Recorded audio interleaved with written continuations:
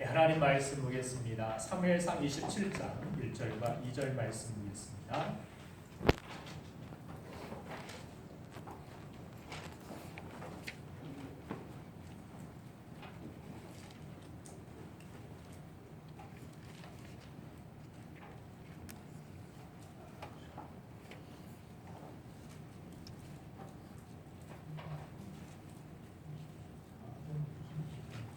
사무엘상 27장 1절과 2절, 대학성경 455쪽에 있습니다.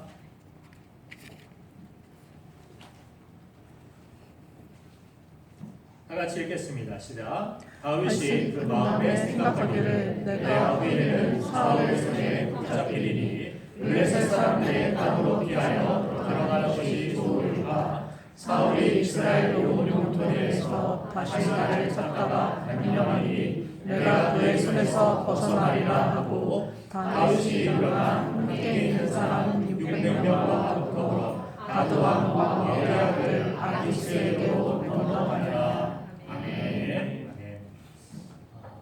우리가 어떤 한 가지 일에 몰두하던 때에 갑자기 정신적인 또 육체적으로 또 영적인 피로감을 느끼면서 자기가 진행하던 일에 대해서 저항을 하거나 극도의 피로감을 느끼고 슬럼프에 빠지게 되는 것을 번아웃 증후군이라 이야기합니다. 다른 말로 소진 증후군이라 이렇게 의학적으로 부르기도 하는데, 직장인들을 비롯해서 아이를 기르고 또 살림을 하는 주부나 교회에서 사명을 맡은 사람들 또는 많은 사람들이 이 번아웃 증후군에 시달리고 있다고 합니다. 현대사회가 이전보다 복잡해지면서 우리 마음도 그만큼 복잡해짐을 느낍니다. 여러 가지 자신이 위치한 또 그 일들을 맡아서 감당하다 보니까 그 상황마다 우리는 어떤 좋은 마음 또 착한 마음, 잘하고자 하는 그런 마음들, 이런 마음들을 가지고 우리가 살아가고 있음을 봅니다. 그런데 너무 이 마음을 자신이 컨트롤하고 살다 보면은 어느샌가 소진되어 버리는 우리 자신을 경험하게 되는 것입니다. 그러면 자기가 하고 있는 일들에 대해서 의미를 잃어버리게 되고 무기력감을 느낀 채 어느 날 갑자기 좌절하거나 또한 우울해하고 극단적인 선택을 하는 사람들의 이야기를 어렵지 않게 우리 주변에서 접하게 되는 것입니다. 여러분들은 어떠십니까? 오늘 지친 마음, 상한 마음을 가지고 세상에 무기력한 마음을 가지고 이 자리에 나오신 분들이 계신다라면 오늘 하나님께서 주시는 말씀을 통하여 성령님의 또한 위로하심과 감동을 통하여서 회복되어지는 크신 은혜가 있기를 주님의 이름으로 축원드립니다.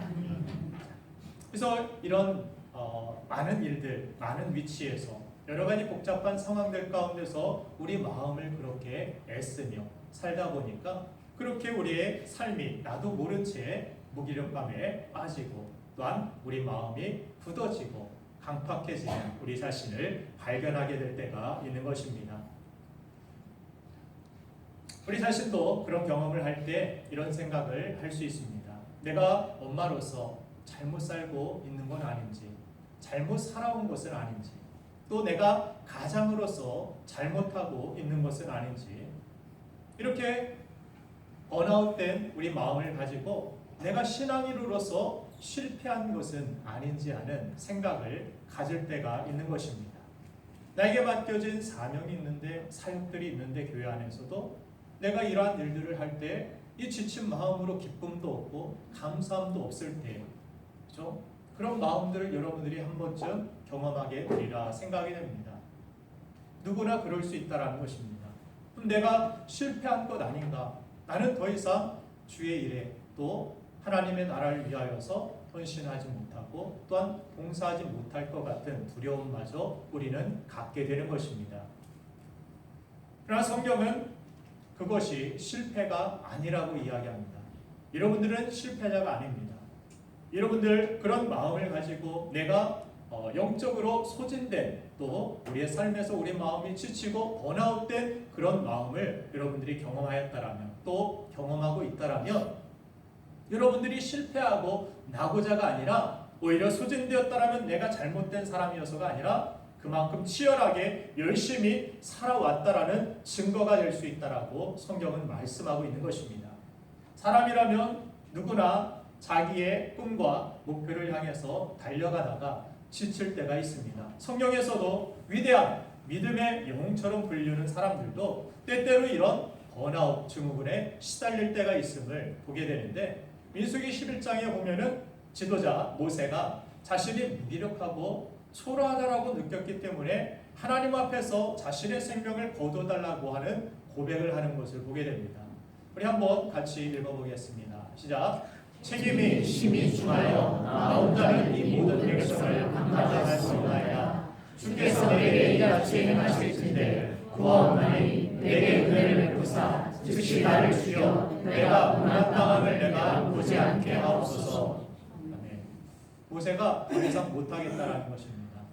이렇게 말 안 듣고 이렇게 때때마다 불순종하고 지멋대로 살아가는 이 백성들, 내가 책임은 맡겨주셔서 감당하고 이 자리는 지켜야 되겠는데, 그러나 더 이상 내 마음이 그것을 감당할 만한 힘이 없습니다. 나에게 은혜를 베풀어 달라고 하는데 은혜를 어떻게 베풀어 달라고 합니까? 다시 회복되고 이 사명 감당하는 것이 아니라 더 이상 지긋지긋해서 못해 먹겠다라는 것입니다. 죽여달라고 이야기합니다. 나 죽고 싶습니다, 하나님. 나 죽고 싶어요, 하나님. 모세가 정말 위대한 이스라엘의 지도자였던 이 모세가 그렇게 한순간 그 마음이 탈진해서 책임이 심히 중하다라고 자신이 진단하고 있는 모습을 보게 됩니다. 이 책임감 때문에, 이 무게 때문에, 이 삶의 무거운 짐 때문에 내가 더 이상은 할 수 없고 여기서 그냥 죽고 싶은 마음뿐입니다. 오늘 예배하는 여러분들, 정말 이 죽고 싶은 마음 가지고 찾아오신 분들이 계신다면 잘 오셨습니다. 여러분들, 이곳에 하나님의 은혜가 있고 또한 이 말씀을 통하여 여러분들이 다시 회복될 수 있는 축복이 여러분들 앞에 놓여 있는 줄로 믿습니다. 오늘 본문의 다윗도 그렇습니다. 지금까지 어떤 억울한 일을 당하고 두려운 일을 만나도 믿음의 모범을 보이면서 꿋꿋하게 믿음의 한 길을 걸어왔던 사람이 다윗 아닙니까? 심지어 사울을 죽일 기회가 자신에게 찾아왔음에도 자기 생각보다 하나님의 뜻이 더 중요하다라고 생각하고 원칙을 지키며 살았던 사람이 바로 다윗이었습니다.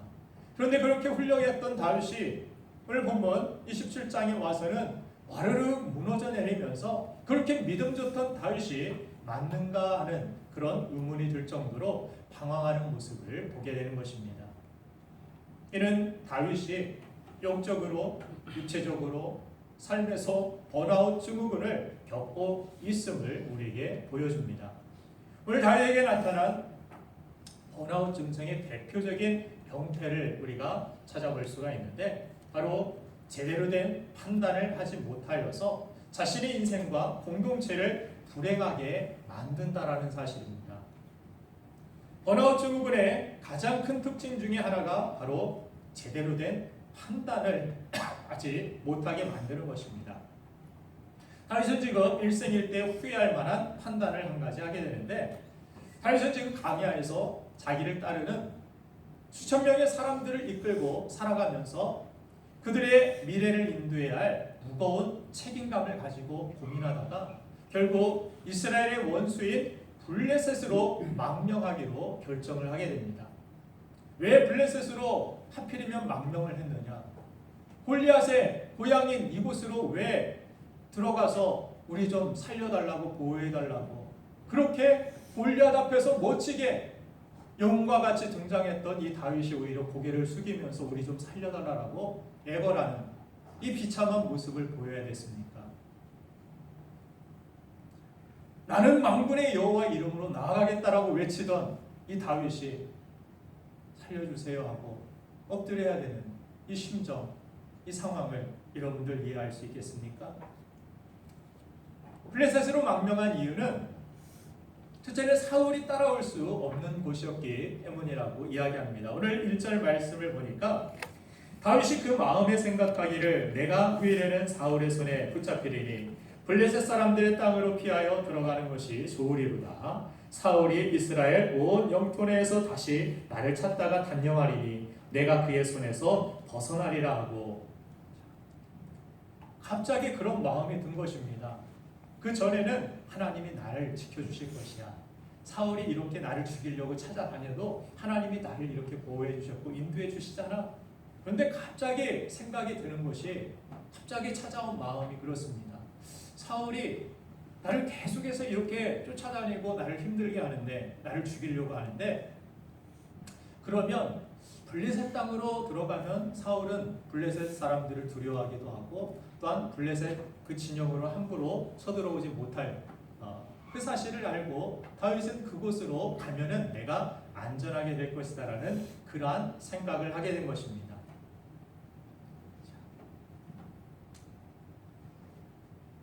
그리고 또 하나는 블레셋의 용병으로 다윗과 함께 모여든 그러한 사람들과 함께 그곳에서 용병으로 일하면서 그곳이 허락하는 식량과 또한 거처를 사용할 수 있다라는 이해타산이 딱 맞아떨어졌기 때문에 이 땅으로 들어간 것입니다.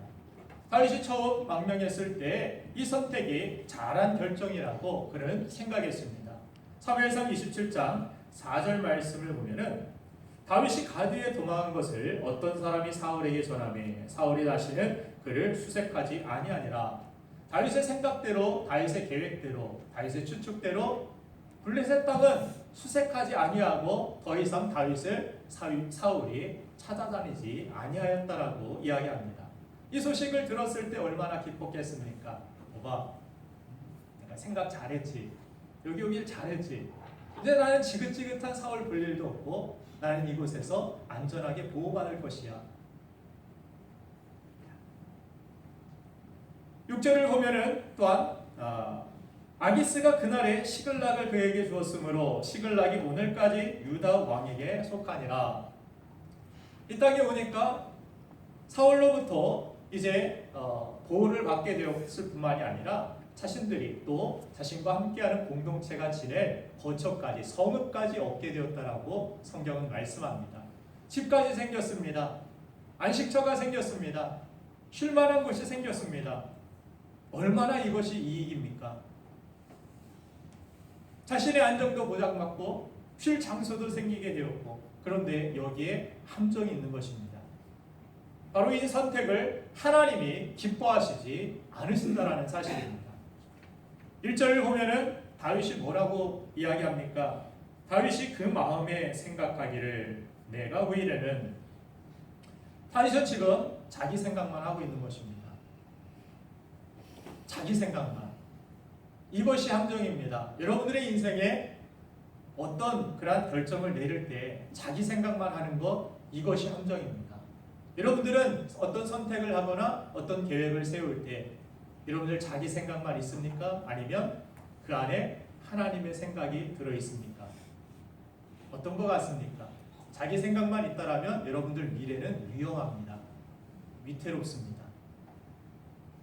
내 생각만 있으면 당장은 좋아 보입니다. 당장 이익이 됩니다. 내 생각은 우리는 본능적으로 잘 알고 있습니다. 내가 어디로 피해야 잘 살지 내 육체적인 본능은 알고 있습니다. 여기가 안전한지 저기가 안전한지 이게 이익이 될지 저게 이익이 될지 그래서 우리는 본능대로 내 생각을 가지고서 움직일 때가 많은데 다윗도 그랬다라는 것입니다. 여기 가면 살 거야. 여기 가면 더 이익을 얻을 수 있어. 우리 공동체가 더 풍성하게 행복하게 미래를 지낼 수 있어. 그런데 여기에 누구의 생각이 빠져 있습니까? 하나님의 생각이 빠져 있습니다. 다윗이 원래 그랬던 사람이 아닙니다. 하나님 뜻이 무엇입니까? 사울을 죽일 그 기회가 왔을 때 동굴에 사울이 들어왔을 때 캄캄하니까 밖에서 동굴로 들어오면 시야가 잘 동공이 반응하지 못하기 때문에 안에 캄캄한 곳은 밖에 환한 곳의 장소에 있었던 사람이 안에 들어오면 보이지 않습니다. 다윗은 동굴에 있습니다. 사울이 문득 들어옵니다. 이게 웬 기회입니까? 나를 알아보지 못하고 내가 사람이 있는지도 모르는 다윗 앞에 사울이 놓여 있을 때 이걸 죽일까 말까 칼을 들었습니다. 이 사람 여기서 죽여버리면 나는 더 이상 이런 쫓기는 생활을 안 해도 되고 나는 이제 행복한 삶을 살아갈 수 있을 텐데. 그런데 그때 무슨 생각을 합니까? 죽이고 싶은 것은 자기 생각이었는데 하나님을 생각합니다. 하나님은 무슨 생각을 하실까? 그 짧은 순간에 내게 엄청난 기회라고 생각됐던 그 순간에 다윗은 생각합니다. 하나님은 하나님이 기름 부으신 이 왕을 죽이면 슬퍼하실 거야. 마음 아파하실 거야. 싫어하실 거야. 그래서 다윗은 어떻게 합니까? 옷자락만을 베어내고 칼을 내려놓습니다. 다윗은 그렇게 정말 어떻게 보면은 나의 문제를 한 방에 해결할 수 있는 그 기회 때에도 하나님을 생각했고 하나님의 생각을 살폈습니다. 그런데 오늘 그 공동체를 이끌고 그들의 공동체의 미래를 열 수 있는 그런 모든 계획과 모든 삶 속에서 다윗은 지금 자기 생각만 하고 있었다라는 거, 성경은 그것을 지금 강조해주고 있는 것입니다. 다윗은 자신과 공동체가 처한 이 문제들에 대해서 자신의 생각과 자신의 계획과 자신의 선택만 있었지 이것이 정말 하나님이 원하시고 하나님이 좋아하실 만한 선택인지 한 번도 묻지 않고 답은 내가 정해놨죠. 이미 답은 내가 정해놨습니다. 나는 가겠습니다. 이 길이 좋아 보이는데요. 양은 목자의 음성을 듣는다라고 이야기합니다. 목자의 음성을 들어야 광야에서 살아남을 수 있는 것이 양이라는 존재입니다. 다윗은 지금까지 양처럼 살아왔습니다. 그런데 어느 순간 자신이 목자처럼, 자신이 사자처럼, 자신이 어떤 위대한 사람인 것처럼 모든 것들을 선택하고 모든 것들을 자신이 그렇게 해버릴 때 잘한 선택 같았지만 그 결과는 어떻습니까? 처참하게 되어버립니다. 다윗은 원래 하나님의 의도가 어디 있는지를 그렇게 잘 묻고 살피었던 사람인데 왜 그가 그렇게 변해버린 것입니까? 앞에서 말한 바와 같이 여러 치열한 그러한 상황들 속에서 마음이 영적으로 지쳐버렸기 때문인 것입니다. 수많은 사람들의 미래를 걱정하면서 그들을 어떻게든 안전하고 행복한 삶을 살게 해줘야 될 텐데 치열하게 미래를 준비하다가 현재는 정작 불행하고 잘못된 길로 가고 말았다라는 사실입니다. 영적으로 공고한 상태에서는 잘못된 선택을 하게 되어 있습니다. 여러분들 영적으로 곤고하고 불안하고 내 마음에 영적인 어떤 하나님이 주시는 은혜와 기쁨을 지금 현재 누리지 못하고 있다라면 여러분들 주의하시길 바랍니다. 조심하셔야 됩니다. 우리 마음이 지치면 자식도 귀찮다라고 이야기하는 사람들을 듣기도 합니다. 너무 힘들고 너무 지치면 기도도 잘 안 나옵니다. 기도도 잘 안 나와요. 평소에도 안 나오는데 지치면은 막 기도가 막 터져 나올 것 같죠? 기도도 하기 싫습니다. 예배도 드리기가 귀찮아져요. 뭐 교회에서 봉사? 그건 그냥 무거운 짐입니다. 그냥 짐덩어리죠. 그게 기쁨이고 막 섬기면서 감사함과 막 찬양할 때 정말 하나님이 받으시는 내 마음에 평안이 있고 안식이 있고 하나님이 주시는 은혜와 힘이 있을 때는 그렇지만 내 마음이 내용적으로 지쳐버리면 이 모든 것들이 그냥 짜증나는 것이고 질투성이고 사람도 그렇고 관계도 그렇고 모든 것들이 다 귀찮아지는 그런 우리의 마음을 느끼게 될 수도 있다는 것입니다. 그렇게 일상을 치열하게 살다가 번아웃되면 하나님을 생각할 마음의 틈조차도 없다라는 사실입니다. 다윗은 치열하게 고민했습니다. 사람이 점점 많아졌습니다. 지난 시간 우리가 살펴본 다윗과 같은 그런 다윗 주변에 모였던 사람 그 이상으로 3배 정도는 더 늘어나서 이제는 2,000명이 넘는 그런 사람들을 끌고 다녀야만 됩니다. 한 끼만 준비해도 얼마나 많은 그런 식량이 들어가고 이 사람이 마실 물과 이 사람들이 거쳐야 할 곳과 이 사람들을 지켜줘야 되는데 지도자의 걱정은 더욱더 많고 더욱더 무거울 수밖에 없는 것입니다. 그래서 모든 것들을 그냥 내 뜻대로 내 마음대로 결정해 버릴 수도 없고 이 사람들을 생각하고 어떻게든 한 사람이라도 더 행복하고 더 복된 그러한 길로 인도하기 위하여서 그렇게 고민하고 하는 가운데서 탈진되자 하나님을 떠올릴 생각조차 하지 못하는, 하나님의 은혜를 구하지 못하는 다윗의 모습을 오늘 성경은 비추어주고 있는 것입니다. 그래서 성경은 요한 3서 1장 2절 말씀에 뭐라고 우리에게 조언을 해줍니까? 오늘 한번 같이 읽겠습니다. 시작. 내 영혼이 잘된 것 같이 내가 법사에 잘되고 강건한 길을 내가 강구하노라. 아멘. 우리 영혼이 잘된 것 같이 범사가 잘되고 강건하기를 내가 간구한다라고 그렇게 고백하는 것을 들어볼 수 있습니다. 내 영혼이 먼저 잘된 것 같이 범사가 잘됩니다. 우리는 많은 부분 범사가 잘돼야 내가 평안해지고 내가 행복해질 수 있어라고 거꾸로 생각하는데 성경은 그렇지 않습니다. 내 영혼이 먼저 회복되지 않고 서지 못하면 아무리 많은 것들을 우리가 가지고 누리고 아무리 많은 것들을 우리가 가져도 행복할 수 없다라고 성경은 이야기합니다. 그냥 한순간에 무너질 수밖에 없다라는 거예요. 내 영혼이 지쳐버리면. 많은 연예인들을 세상 사람들은 부러워하지만 때때로 그들이 안타까운 그러한 죽음을 우리에게 보여주면서 그렇게 많은 재물 가지고 그렇게 행복하고 세기의 결혼이나 이렇게 사람들이 부러워할 만한 결혼을 하고 자녀들도 있고, 그런데 왜 그런 극단적인 선택을 해버렸을까? 그 영혼이 잘 되지 못하기 때문입니다. 영혼이 건강하지 못하고 지쳐있기 때문이에요. 어떤 중압감이든 어떤 세상의 많은 스트레스든 많은 일들이든 그 가운데 지쳐버리니까 이 모든 것들이 그냥 불행하게 보이고 이 모든 것들이 짜증스럽게 보이고 그냥 죽고만 싶은 모세와 같은 심정을 겪게 되는 것입니다. 그래서 우리의 인생의 행복이 범사가 잘 되는 것이 아니라 내 영혼이 먼저 잘 돼야 하나님의 은혜 안에서 형통하고 범사가 또한 강건한 하나님의 은혜, 건강한 삶을 우리는 살아갈 수 있게 되는 것입니다. 잠언서 4장 23절에서도 그래서 우리가 지켜야 될 가장 중요한 것에 대하여서 설명하는데 같이 읽겠습니다. 시작. 모든 지키지 않은 것 중에 내 마음을 지키라. 생명의 근원을 위해서. 아멘. 아멘. 지킬 만한 것 중에서 더욱 우리가 지키고 더욱 관리해야 될 것은 내 마음이라고 성경은 말씀합니다. 이 마음이 지쳐버리면 앞으로 우리는 전진하지 못하고 또한 마음이 지쳐버리니까 다윗과 같이 잘못된 선택들을 우리는 할 수밖에 없는 연약한 존재라는 것을 우리는 깨달아야 되는 것입니다. 오늘 여러분들 삶이 얼마나 고단합니까? 그렇죠? 얼마나 피곤하십니까? 거기다가 또 교회 안에서 여러 가지 사역들을 맡으신 분들 얼마나 더 힘드십니까? 그러나 지치지 마시길 바랍니다.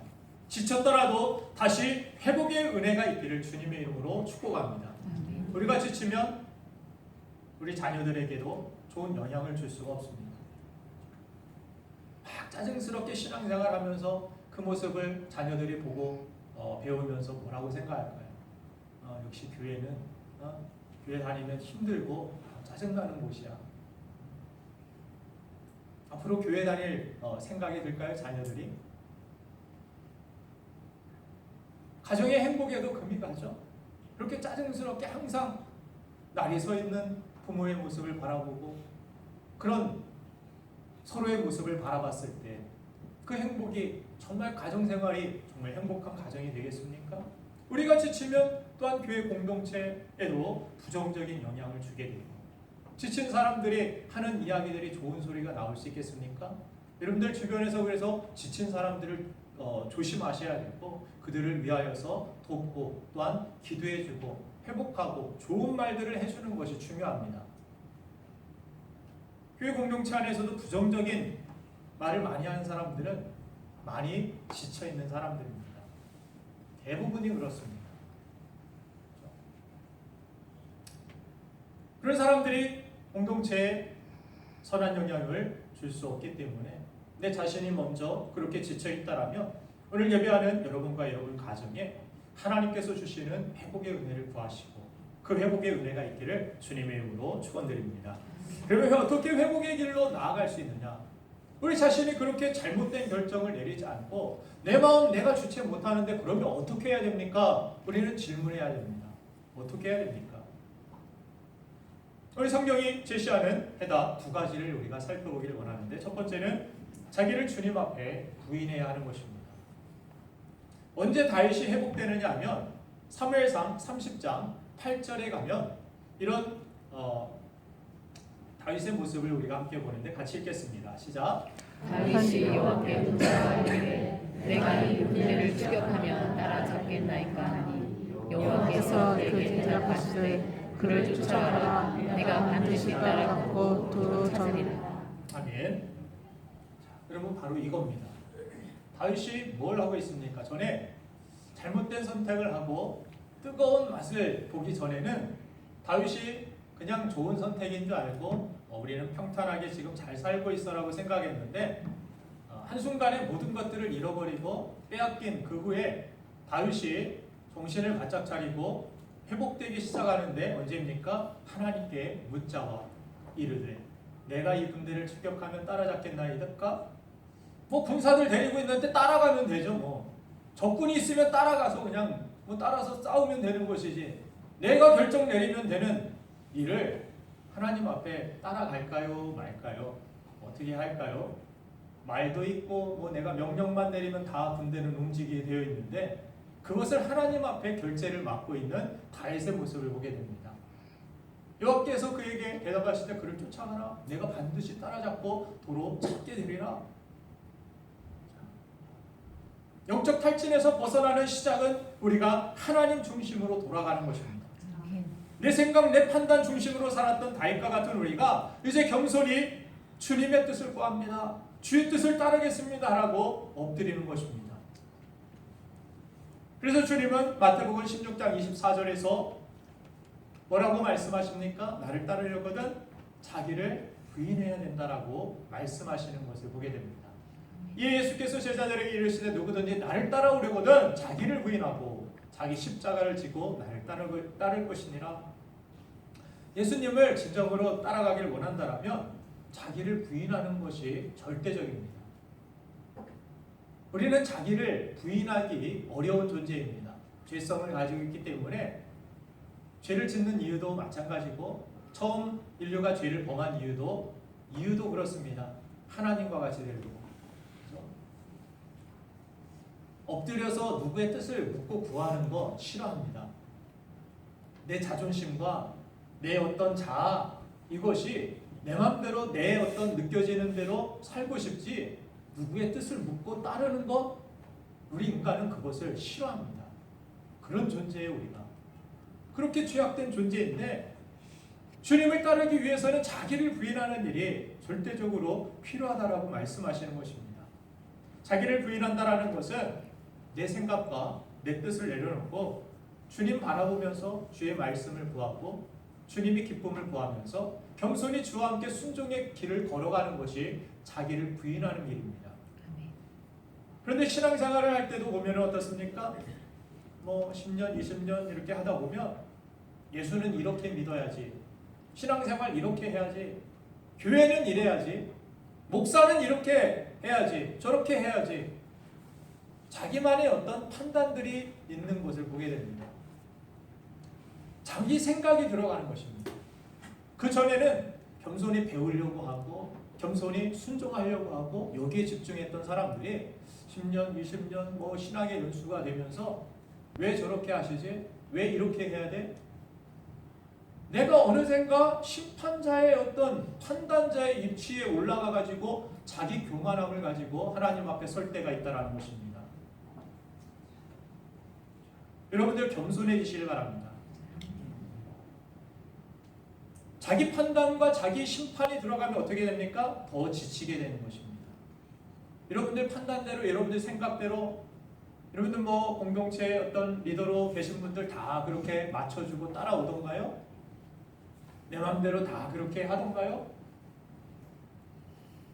그러면서 우리는 정죄하고 자기 판단하고, 여러분들을 제가 하나님 말씀을 전할 때 설교를 했는데 그 설교 말씀대로 살지 않고 그런 여러분들을 보고서 한 사람 한 사람 막 정죄하고 있고 한 사람 한 사람 심판하고 있고 그러면 제가 목회를 할 수 있을까요? 못합니다. 이거 못해요. 오직 심판을 하나님께 두고 뭘 구해야 됩니까? 은혜를 구하는 것입니다. 저도 연약하지만 우리 하나님 백성들, 우리 신부 가족들도 하나님 연약합니다. 그들을 불쌍히 여겨 주옵소서. 하나님 앞에 온전히 설 수 있도록 내 자신도 먼저 하나님 앞에 바로 서겠습니다. 저희들도 하나님 앞에 바로 설 수 있도록 인도해 달라고. 모든 것들은 내 힘으로 되는 것 아니고 제가 오늘 뭐 설교를 막 기가 막히게 멋지게 한다고 다 여러분들이 변화되는 것은 아닙니다. 하나님의 은혜가 있어야 돼요. 나를 부인하는 거예요. 설교 준비 잘 해놓고도 그래요. 나를 부인하는 것입니다. 내가 아무리 멋지게 아무리 뭐 화려하게 말씀을 전해도 하나님 은혜가 없으면 안 됩니다. 자기를 부인하는 것입니다. 여러분들 신앙생활하면서 기쁨이 없는 많은 이유 중에 여러분들 판단 때문에 그런 경우가 아마 90% 이상일 것입니다. 교회가 왜 이렇게 안 해요? 저렇게 안 해요? 왜 나에게 이렇게 안 합니까? 왜 선교 안 해요? 왜 봉사 안 해요?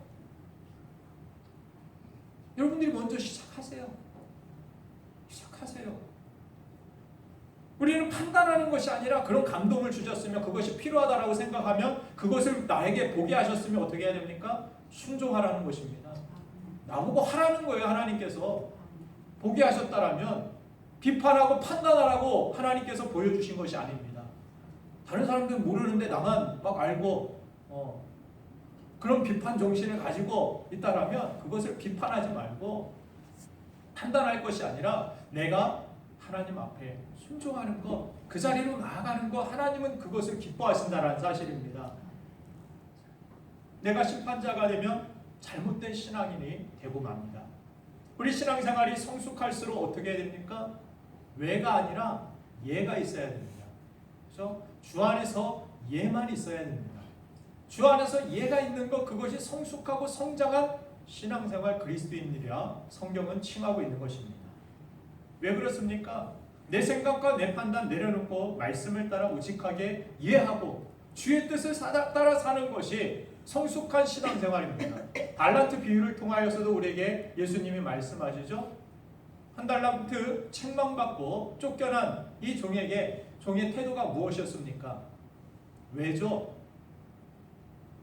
주인은 굳은 사람입니다. 왜 나에게 이런 달란트 1달란트밖에 안 주고 그런데 충성된 착하고 충성된 종이라 칭함을 받고 더 많은 일을 맡겨주시고 더 큰 영광을 주시는 그 받는 그러한 두 사람의 태도는 무엇이었습니까? 왜 그래요? 왜 나에게는 더 많이 이렇게 일을 시킵니까? 왜 나에게는 왜 이것밖에 안 줍니까? 5달란트 주려면 아예 그렇게 주지? 이런 태도가 있던가요? 아무 말 없어요. 그들은 그냥 네 하고 그냥 받아가지고 가서 할 수 있는 대로 최선을 다하고 충성을 다합니다. 순종합니다. 근데 한 달란트 이 책망받은 이 사람만 얼마나 말이 많은지 몰라요. 그렇죠? 지면을 빼곡하게 그 사람의 이야기로 채우고 있지 않습니까? 그게 책망받을 사람, 그게 하나님 앞에서 판단받을 사람. 내가 판단하는 그것으로 내가 도리어 판단을 받게 되리라고 성경은 말씀하는 것입니다.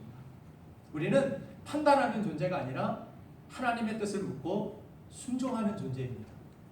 순종하는 자가 하나님을 기쁘시게 하고 순종의 제사가 어떤 제사보다도 하나님을 영화롭게 하며 하나님 앞에 그렇게 순종의 태도를 가지고 나아가는 사람, 그 사람을 하나님께서는 반드시 축복해 주실 줄 믿습니다.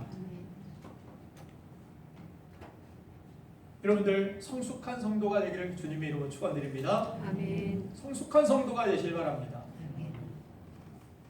그래서 우리가 성숙한 성도가 되기 위해서는 내 판단 막 앞세워서 다윗처럼 내 생각에는 이것이 아니라 하나님을 앞세워야 됩니다. 하나님을 앞세워서 모든 것들을 하나님께 맡기고 하나님의 인도하심을 구하며 살아야 되는 것입니다. 그래서 자주 여러분들이 말씀드리죠. 잘 맡기는 것이 믿음 생활 잘하는 것이다. 내가 미래를 다 컨트롤할 수 없습니다. 무슨 일이 미래에 일어날지 나는 알 수 없습니다.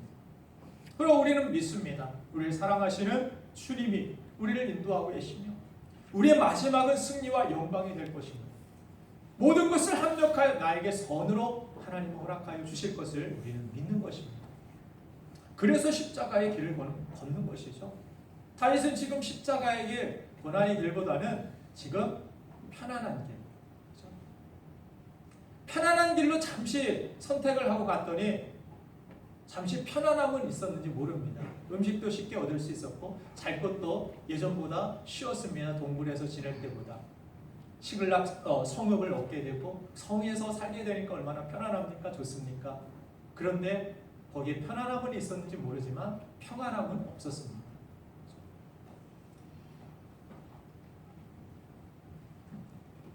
우리가 그래서 고린도전서 4장 5절 말씀을 보면은 그러므로 때가 이르기 전 곧 주께서 오시기까지 아무것도 판단하지 말라. 그가 어둠에 감추인 것들을 드러내고 마음의 뜻을 나타내시리니 그때 각 사람이 하나님으로부터 칭찬이 있으리라. 우리는 판단하지 아니하고 하나님 말씀이 무엇인지 분별하여 하나님을 기쁘시게 하는데 순종하게 힘쓰는 것에 여러분들 신앙의 최종의 목표를 여러분들 잃지 마시길 간절히 바랍니다. 빌립보서 4장 6절부터 7절 말씀에 우리가 판단 안 하고 그럼 뭐 합니까? 판단하면 막 염려가 찾아오고 내가 막 잣대로 재고 막 판단하면 내 마음에 어떤 짜증과 스트레스와 이것이 몰려오지만 그러지 말고 6절 7절 말씀을 같이 읽겠습니다. 시작. 아무것도 염려하지 말고 오직 너희와 것을 감사함으로 하나님께 하라. 그리하면 모든 지각에 뛰어난 하나님의 평강이 그리스도 예수 안에서 너희 마음과 생각을 지키시리라. 아멘. 여러분들 기도의 사람 되시길 바랍니다. 감사의 사람 되시길 바랍니다. 위기 때에도 기도가 습관처럼이라도 될 수 있기를 간절히 바랍니다. 감사의 사람이 되어서 우리의 한 사람의 미래는 감사냐 불평인가를 통하여서 우리 미래를 짐작해 볼 수 있음을 10명의 정탐꾼 여호수아 갈렙의 이야기를 통하여서 우리는 보게 됩니다. 원망하는 가운데서 좋은 일들이 나타나지 않습니다. 하나님이 주신 것들에 대하여 작은 것이지만 오히려 감사하는 자에게 그 가나안의 주인공이 되고 그 축복들을 누리는 사람이 되게 되는 것을 볼 수가 있습니다. 여러분들의 삶 가운데서 사람은 떡으로만 사는 것이 아니라 하나님의 말씀에 힘을 받고 또한 기도로 성령의 위로하심과 도우심을 받아 살아야 될 줄로 믿습니다.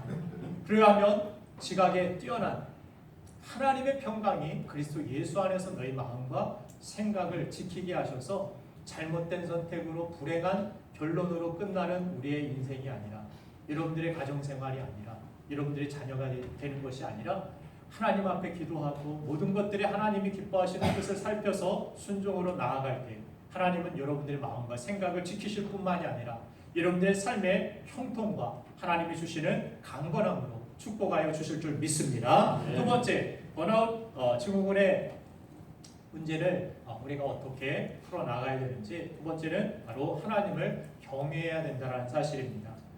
우리가 지치면 사소한 문제에 민감하게 우리는 반응하고 더 크게 확대해서 해석하는 경향들이 있습니다.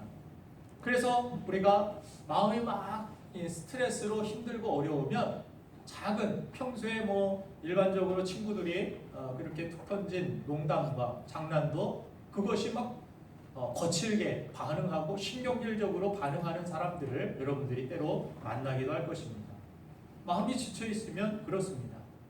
또 마음이 지쳐 있는 사람들은 어떤 이 생각이 들게 되느냐면 두려운 생각이 크게 들게 됩니다. 미래에 대한 두려움과 공포가 크게 내 삶을 억누르는 것을 우리가 마음이 지칠 때 경험하게 되는 것입니다. 이전에 다윗은 사울보다 더한 골리앗 앞에서도 하나님이 나와 함께 하신다라는 믿음을 가지고 그냥 돌멩이 하나 들고 나갔던 사람이 다윗 아닙니까?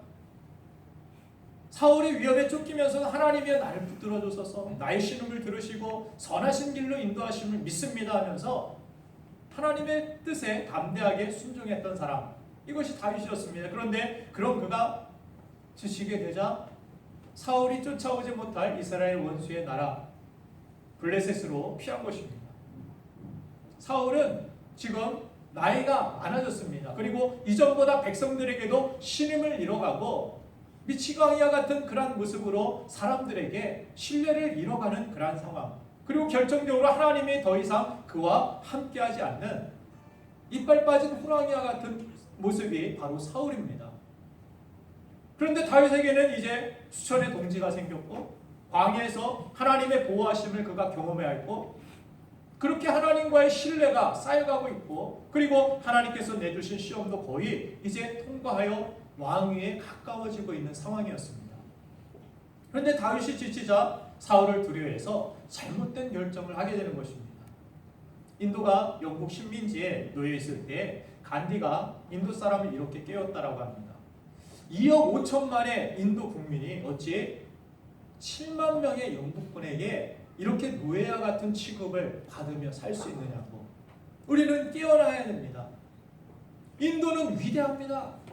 여러분들은 약하지 않습니다. 이렇게 간디가 인도 사람들을 깨우는데 힘썼습니다.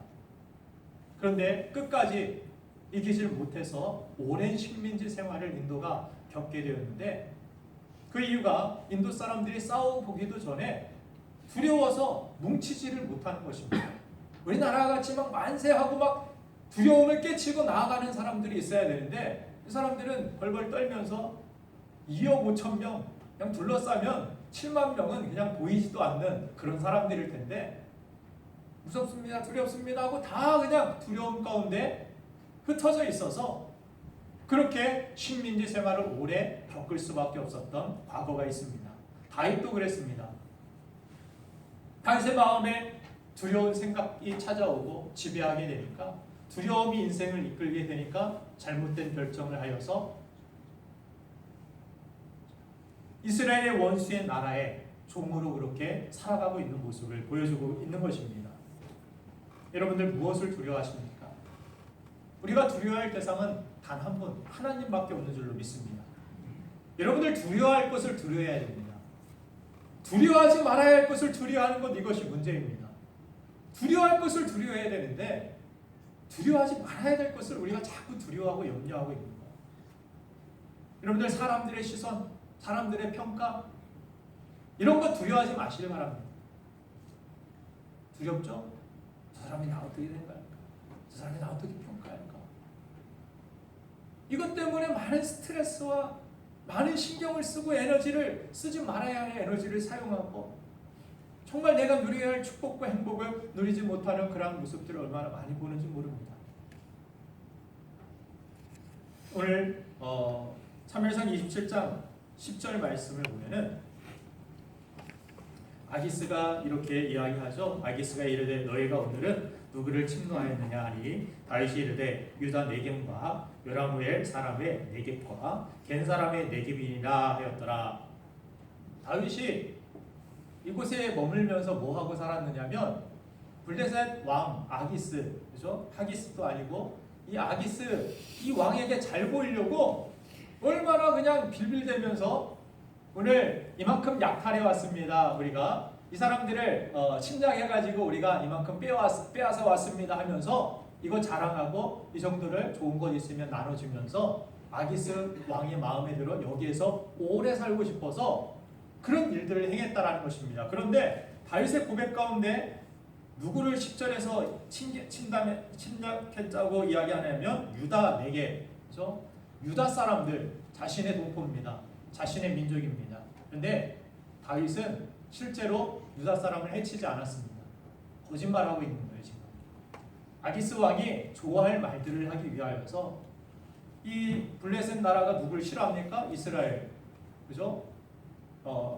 다윗은 그래도 골리앗과 같은 장군을 무찌른 영웅이 자신의 나라로 망명을 했으니까 그래도 살게 해주고, 이 사람은 그래도 영광스러운 사람이니까 인정을 해줍니다.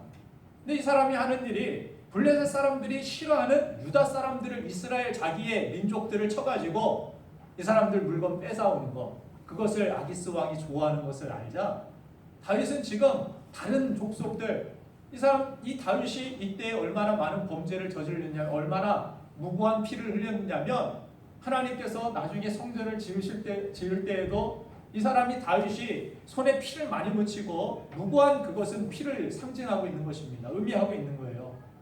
여기에 숨어가지고 지금 다윗은 죄를 짓고 나중에 성전을 건축하고 싶어도 재료만 다 구해놓고 아들 때 성전을 건축하지 당대에는 구하지 못하는데 이 기간 때문이라고 저는 생각합니다. 이 기간에 양민들을 학살하기 시작했어요. 죄 없는 주변에 이스라엘 가까운 그런 지역에 있는 부족민들, 이 사람 마을을 막 쳐가지고 그 사람들을 노예로 끌고 오거나 양식들을 약탈해 오거나 해가지고 아기스 왕에게 잘 보이려고, 여기서 더 오래 살고 싶어서 죄 없는 사람들 많이 죽여가면서 우리 유다 사람 죽이고 왔습니다.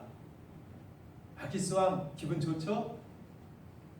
나는 우리 민족도 이렇게 쳐 죽일 수 있는 이런 사람으로, 그래도 나 여기에서 살 자격이 있죠. 이 정도 했으니까. 얼마나 비참하고 비굴한 모습입니까? 얼마나 안타까운 이스라엘 위대한 왕이라고 칭할 수 있는 모습입니까? 오히려 미친 체하고 동굴에서 숨어 지내던 그때가 오히려 그냥 가련하기라도 하죠. 지금 보면은 다윗은 그런 범죄를 두려워할 대상을 두려워하지 못하게 되니까 자신의 어떤 생명줄을 잡고 있는 것 같은 이 아기스 왕을 두려워하니까 하지 말아야 할 짓을 지금 저지르면서 범죄하고 살고 있다는 것입니다. 그런데 하나님께서 우리가 그런 질문을 할 수 있습니다. 하나님은 왜 이런 다윗을 내버려 두시는 것입니까? 저는 그렇게 질문해 봅니다. 이런 다윗의 마음을 꽉 잡아주셔가지고 우리가 기도하지 않습니까? 성령님, 우리 자식들의 마음을 붙들어 주세요. 하나님 앞에 하나님을 잘 섬기고 믿음 생활 잘할 수 있도록 붙들어 주세요. 하나님께서 그런데 내버려 두시는 것 같은 때가 있습니다. 성경이 그렇게 말씀해요. 거룩한 육이, 탕자가 집 나가면 뻔히 망하고 흥청망청 얘가 살아왔던 또 기질이 돈 들고 나가면은 술 마시고 모든 거 다 쓰고 허랑방탕할 줄 뻔히 알면서도 아버지가 재산 뚝 떼가지고 달라는데 줍니다. 얘 뻔히 망할 거 아는데 내버려둬요. 그래서 나가서 어떻게 합니까? 망해봐야 안다라는 거예요. 자기가 경험하지 않으면, 자기가 겪어보지 않으면 그냥 귀로만 들으면 하나님을 경외하고 그 안에서 하나님 주신 축복, 말씀 다 그냥 나와는 별로 상관없는 일입니다. 그런데 내가 겪어보면, 내가 그 위기에 처하고 내가 그렇게 죄를 지으면서 여기에 평안함이 없습니다. 블레셋 이 지역에서 그냥 편안함은 있는데 내 마음이 행복하지 않습니다. 내 마음이 오히려 이런 힘없는 사람들을 쳐 죽이면서 빼앗으면서 다윗이 행복했을까요? 다윗이 기뻤을까요? 잊으려고 했지만, 생각하지 않으려고 애썼겠지만, 그러나 그 마음에 참된 행복이 없고 하나님을 부를 때에도 정말 낯이 부끄럽고 이런 나의 기도를 받으실까 하는 그런 염려, 걱정. 그러다가 다윗이 언제부터 기도하기 시작하느냐, 언제부터 다시 회복되기 시작하느냐, 30장에 가보면 다윗에게 당했던 이 아말렉 족속이 다윗이 전쟁에 또 나갑니다. 그런데 그들이 거주했던 곳으로 다윗이 없는 틈을 타서 쳐들어옵니다. 아말렉이 쳐들어와서 지금까지 쌓았던, 약탈해왔던 모든 재산들, 재물들, 이 아말렉 군사들이 다 약탈해 갑니다. 다시. 그리고 남아있는 그들의 가족들을 죽이고 또 노예로 끌어갈 사람들은 다 끌고 갑니다. 자식들까지. 그래서 군사가 돌아와 보니까 이게 뭔 일입니까? 다 털렸습니다. 다 당했습니다. 없습니다. 사랑하는 자식도, 그동안 나를 든든하게 안전하게 보호해줄 수 있었던 재물도 다 하루아침에 남의 손으로 넘어가 버렸습니다. 어떻게 해야 됩니까? 여기서 막 사람들이 울고 막 애통해하고 이거 어찌해야 되느냐고, 그 군사들의 가족들, 자식들 이제는 더 이상 볼 수 없어서 거기에서부터 무너진 것입니다. 깨진 것입니다. 하나님이 여러분들이 그냥 하나님 없이도 평안하게 사는데, 평탄하게 사는데 가만히 내버려 주신다라면, 성경은 이야기합니다. 사랑하는 자에게 하나님께서는 징계를 주신다라고. 어떤 사람은 징계가 즉각 올 때가 있어요. 내가 11조 한번 떼먹었는데 내게 손해가 확 그냥 다음 달에 찾아오는 사람도 있고, 어느 오래 이렇게 하다가 그냥 큰 어떤 이 손해로서 다가오는 사람도 있고, 그랬다라면 그것도 하나님의 사랑이라고 저는 생각합니다. 차이는 있지만 개인적인, 하나님이 보시기에 내가 어떤 것들에 대하여서 불순종하고 그냥 막 세상 것들을 즐기면서 목사님이 하지 말라고 자꾸 이야기하고 권고해도 계속 즐거운데요, 내가 좋은데요, 나의 기쁨인데요 하면서 살다가 한순간에 인생의 어떤 위기와 어려움들을 겪을 때가 있습니다. 하나님께서는 사랑하는 자에게 거역하고 하나님을 떠나고 하나님 없이 세상이 어떤 안주하는 사람들에게 하나님은 경각심을 주시기 위하여서 징계를 주십니다. 그것도 하나님의 사랑이심을 아십니까? 그런데 많은 사람들이 징계받을 때 하나님 왜 내가 그렇게 뭘 잘못했습니까? 다른 사람들보다 내가 그래도 신앙생활 잘했고 내가 훨씬 더 옛날에 잘했는데 나에게 왜 그럽니까? 원망하는 사람이 많지, 자신의 죄를 돌아보고 회개하고 겸손하게 다윗과 같이 은혜를 구하는 사람들은 적다라는 것이, 그것이 문제입니다. 살던 대로 계속 살아가는 것이 그것이 문제입니다.